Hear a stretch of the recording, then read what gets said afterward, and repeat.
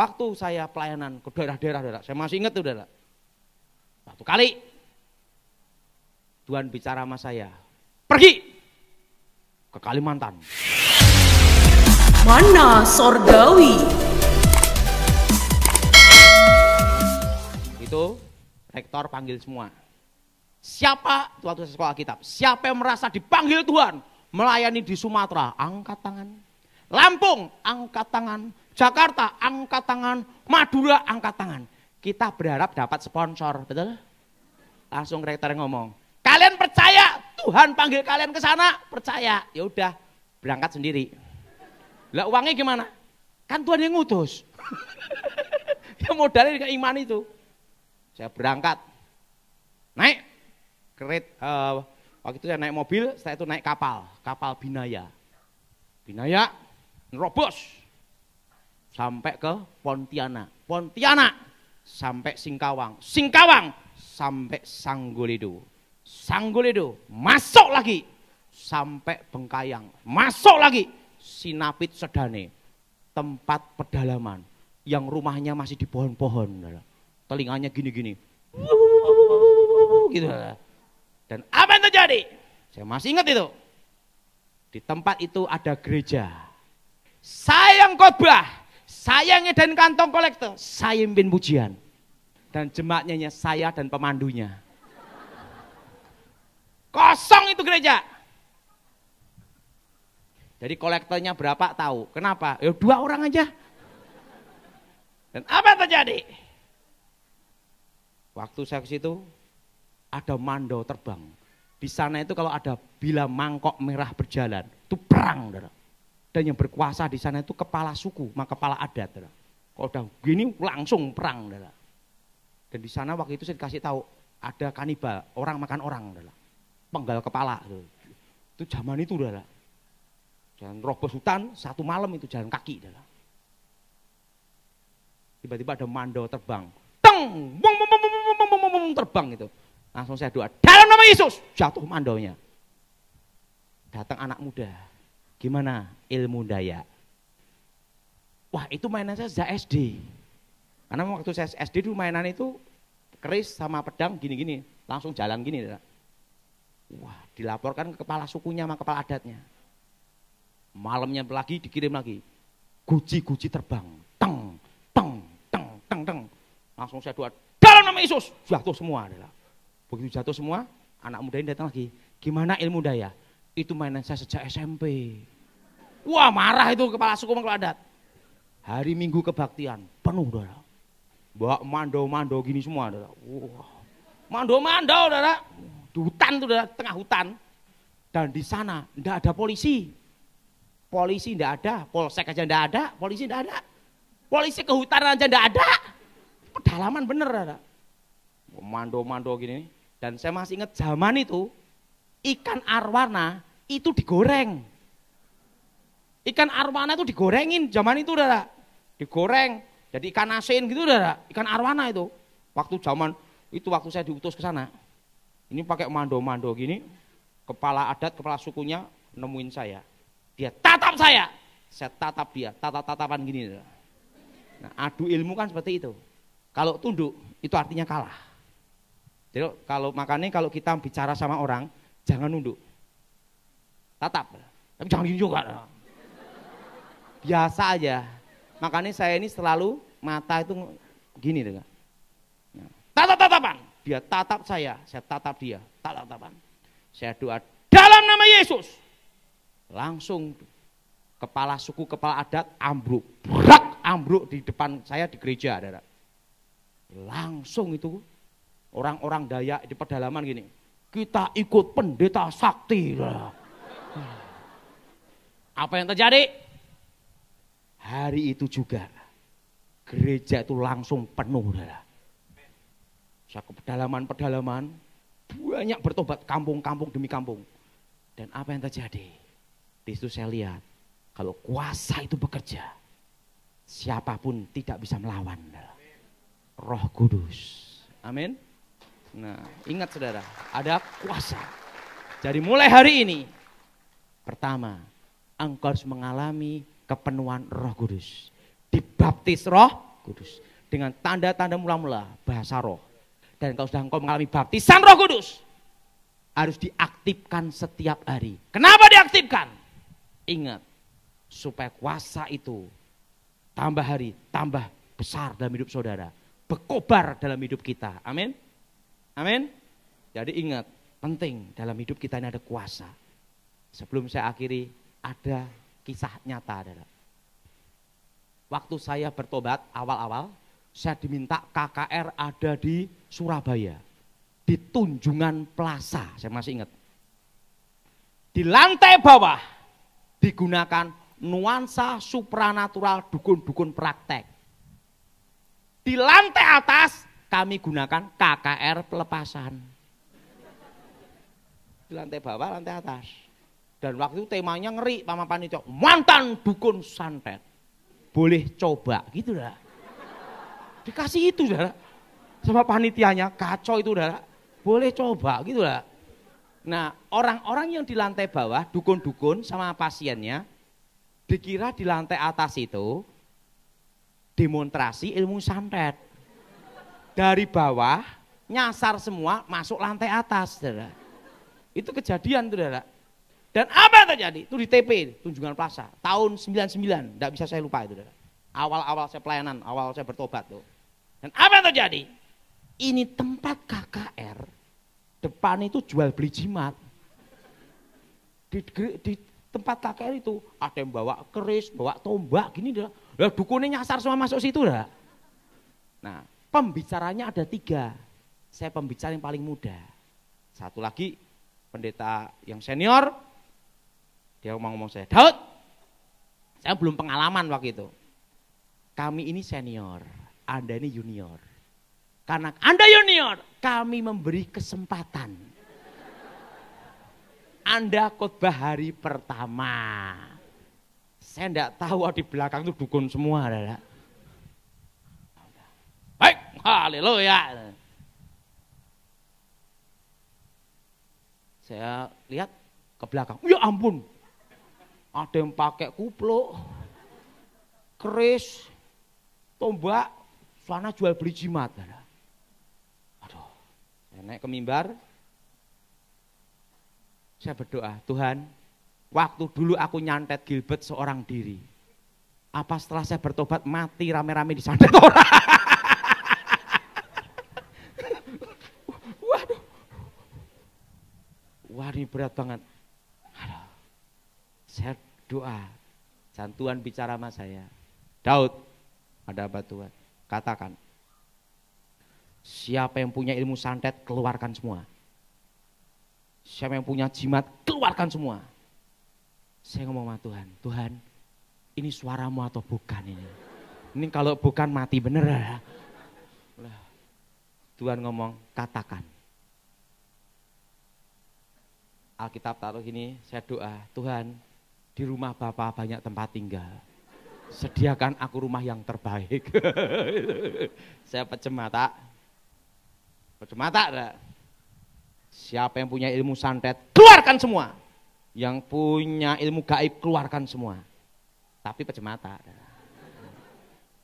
Tiba-tiba saya lihat ada angin, peng, peng, peng, peng, kencang sekali, tiupan, bet, bet, bet, bet, bet, bet. Saya buka mata. Jadi saya khotbah tutup mata.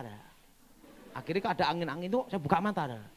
Saya lihat tiang awan, tiang api, itu paku-paku jarum-jarum berterbangan, beng, beng, beng, beng, beng, beng, beng. Langsung di sekeliling di mimbar itu, saudara, itu paku jarum banyak banget, saudara. Dan hari itu yang bertobat 400 orang. Langsung. Dan apa yang terjadi? Hari yang kedua, pendeta yang senior ngomong, sudah aman, saya yang khotbah.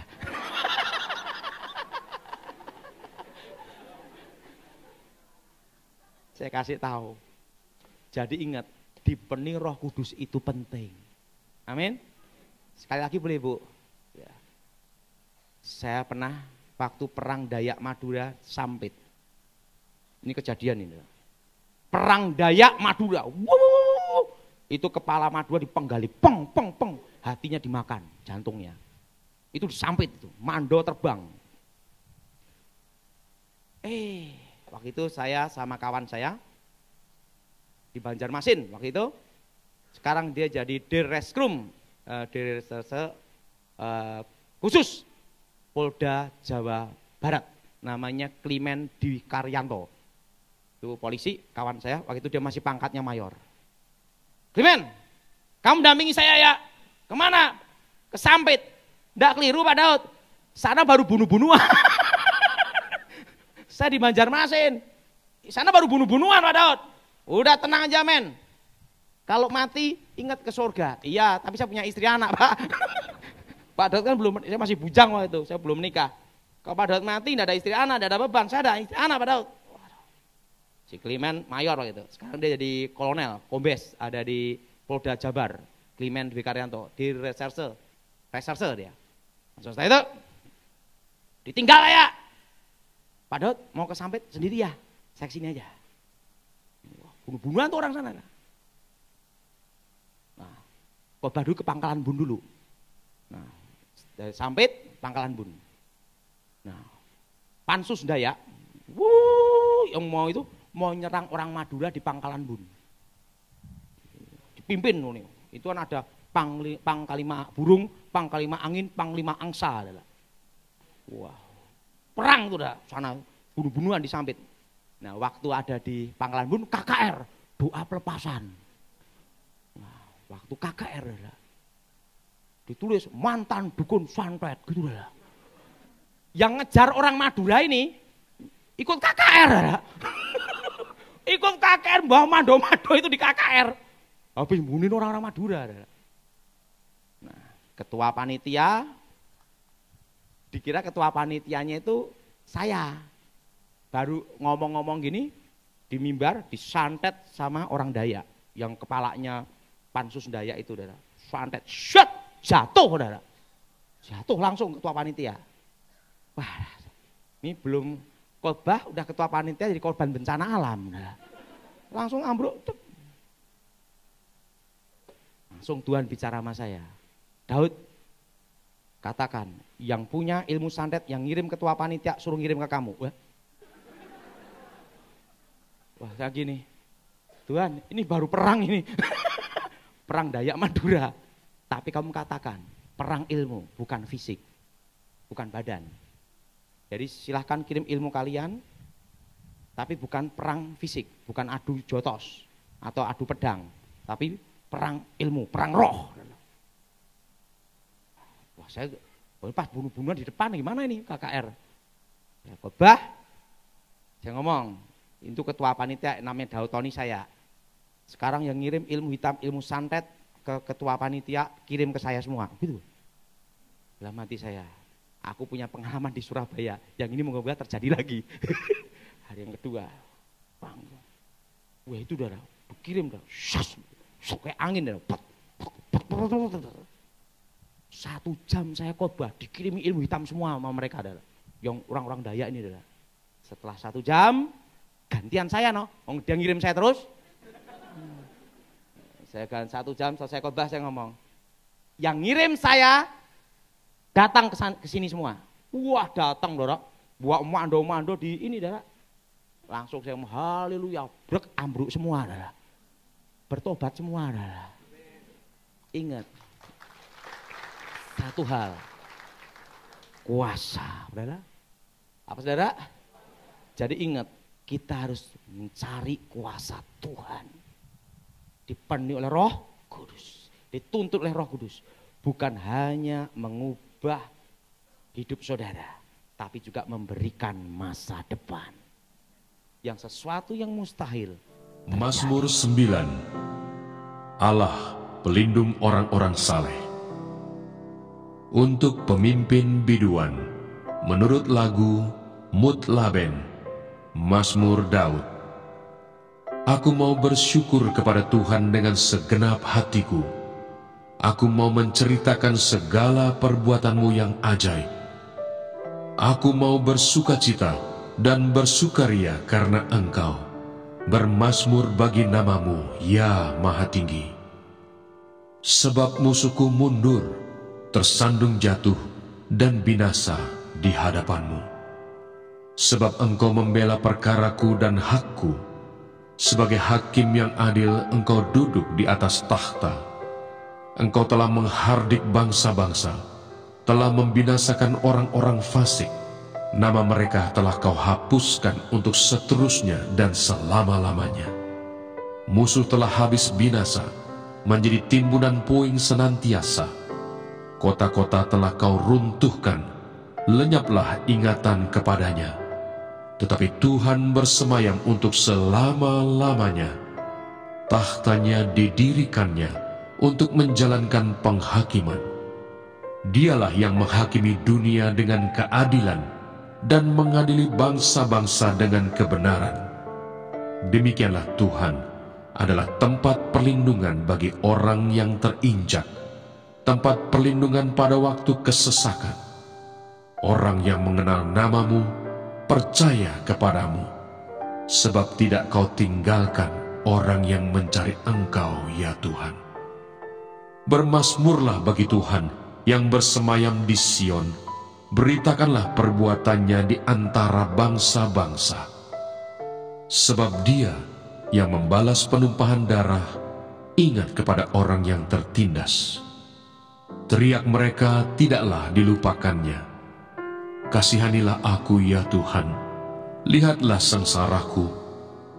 Disebabkan oleh orang-orang yang membenci aku, ya Engkau, yang mengangkat aku dari pintu gerbang maut, supaya aku menceritakan segala perbuatan-Mu yang terpuji, dan bersorak-sorak di pintu gerbang Putri Sion, karena keselamatan yang daripada-Mu.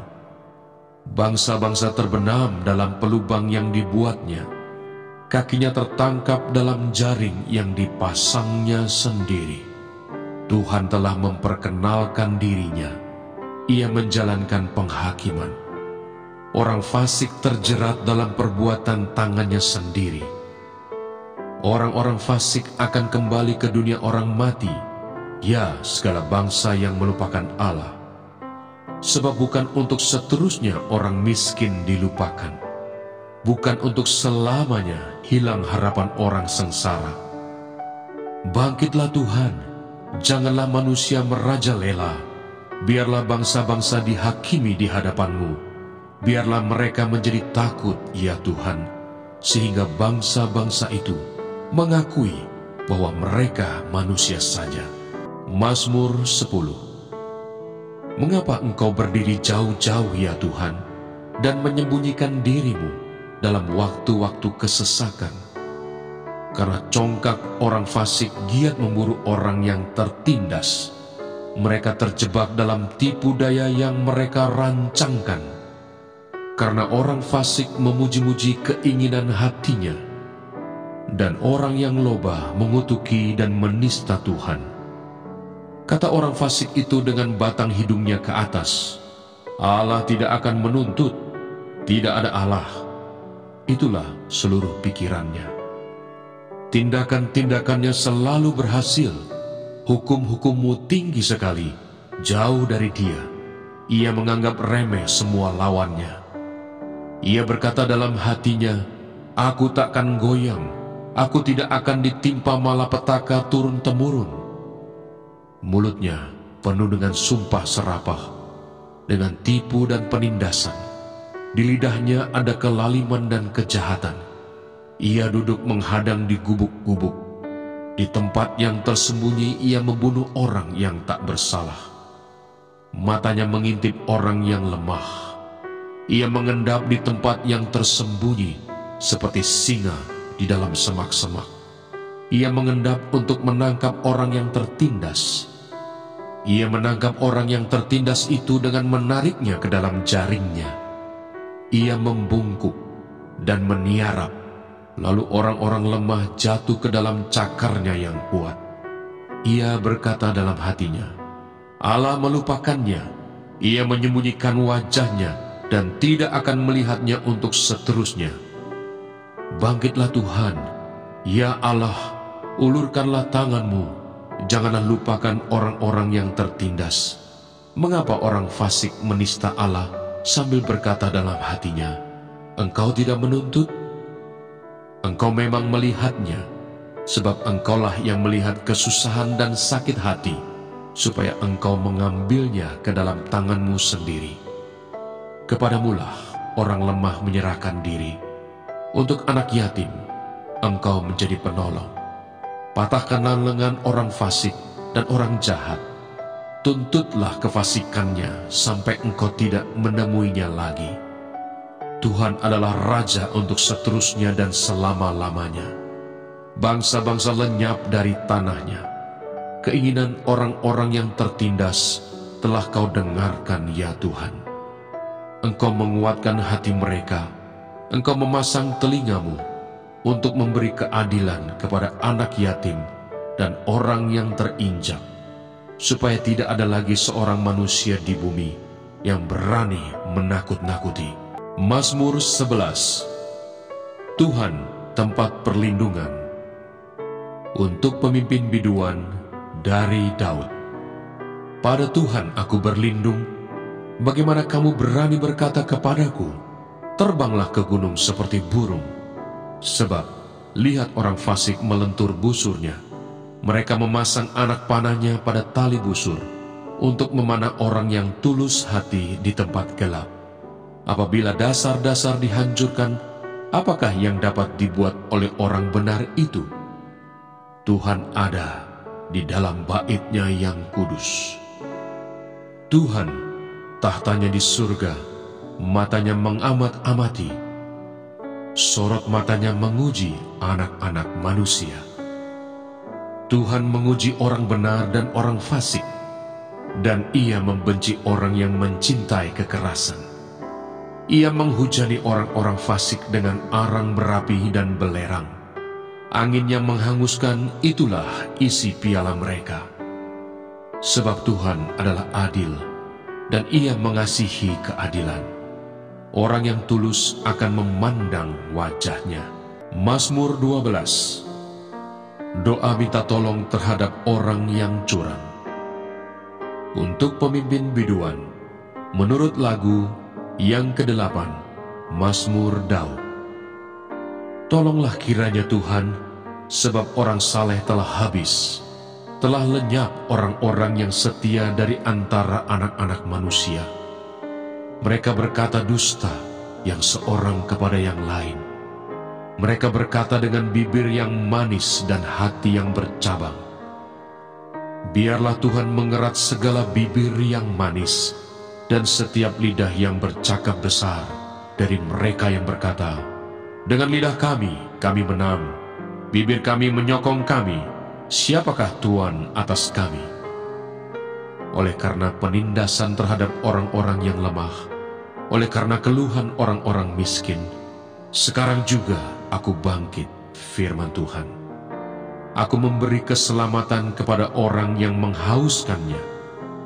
Janji Tuhan adalah janji yang murni, bagaikan perak yang teruji, 7 kali dimurnikan dalam dapur peleburan di tanah. Engkau Tuhan yang akan menepatinya.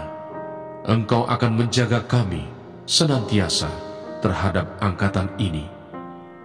Orang-orang fasik berjalan kemana-mana, sementara kebusukan muncul di antara anak-anak manusia.